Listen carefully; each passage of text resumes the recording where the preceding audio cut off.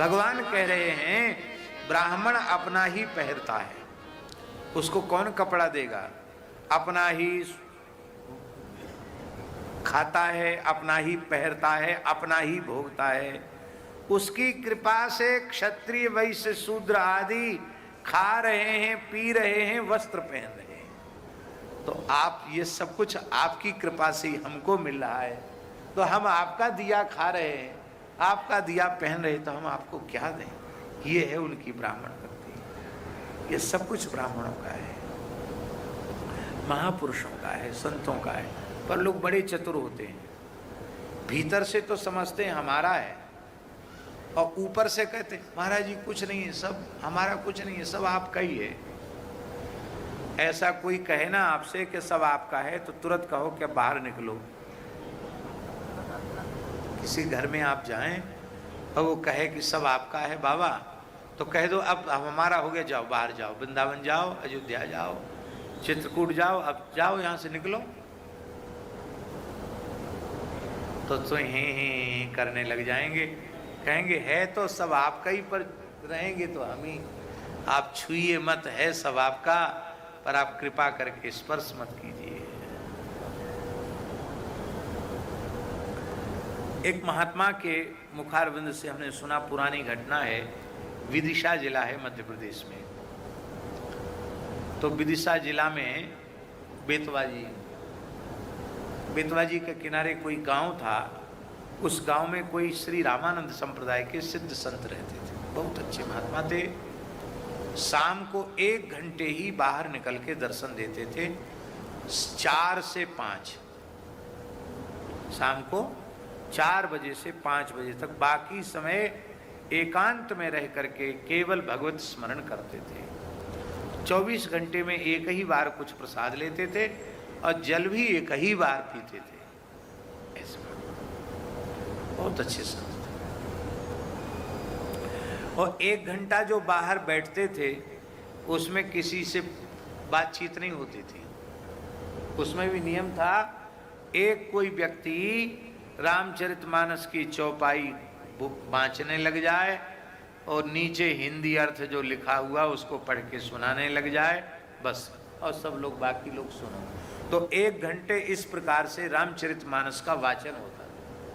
कोई एक व्यक्ति सुनाता, चौपाई, अपने मन से कुछ मत कहो, भाव जो लिखा है वही पढ़ो और जो अर्थ लिखा है वही बाँच के सुनाओ। अपने मन से कुछ नहीं कर सकते, ये उनकी मर्यादा थी। मिलावट नहीं पसंद थी बिल्कुल। तो ऐसे 1 घंटे का सत्संग होता था। वो तो मौन ही रहते थे, नाम जप करते रहते। कभी कोई मन में उनके बात आ गई तो किसी प्रकरण को लेकर 1 घंटे में भगवान के किसी चरित्र का कोई एक भाव दे देते थे, चर्चा कर देते थे। वो भी 5-7 मिनट, उसी में लोग धन्य धन्य हो जाते थे। ऐसे महात्मा थे। तो एक सज्जन आए, वो अपने छोटे बच्चे को भी साथ में लेके आए। और बच्चे तो स्वभाव से ही बालक चंचल होते हैं, और वो बालक तो बिल्कुल बंदर ही था। इतना अधिक चंचल बालक था कि उसने तो महाराज तूफान मचा दिया।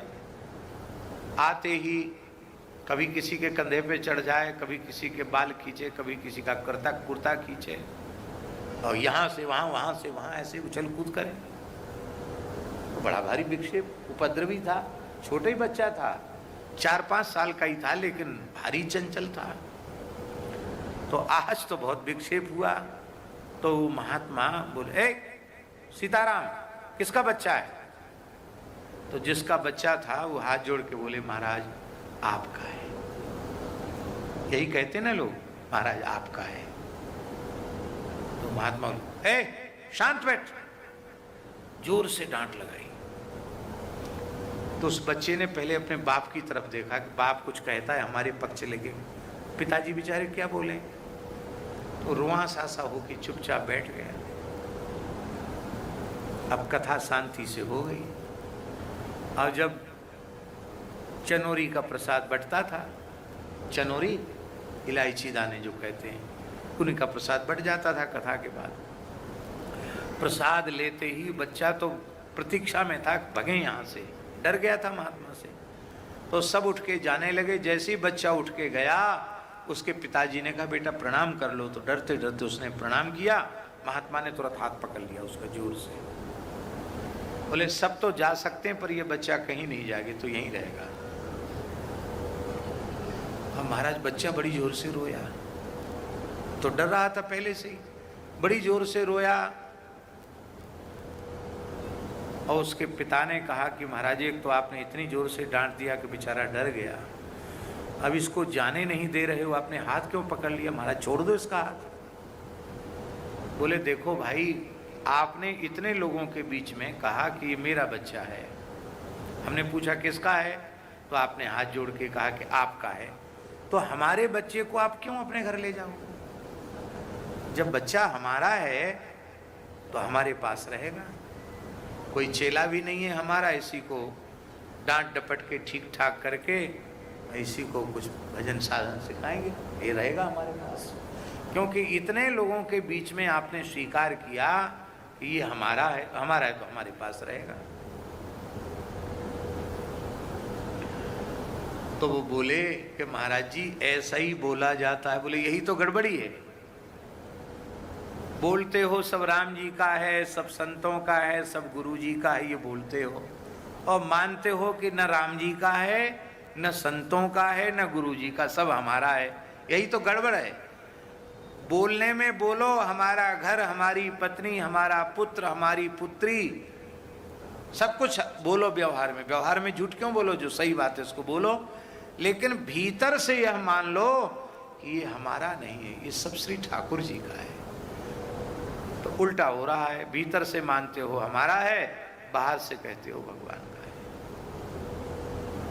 भगवान श्री राम प्रेरणा दे रहे हैं, हम यह माने ये सब कुछ गौओं का है, ये सब ब्राह्मणों का है, ये सब संतों का है, और उनका है तो प्राथमिकता इस बात की है कि इनकी सेवा ही हमारा प्रधान कर्तव्य है, हमें इनकी सेवा करनी चाहिए। बोलो भक्तवत्सल भगवान की।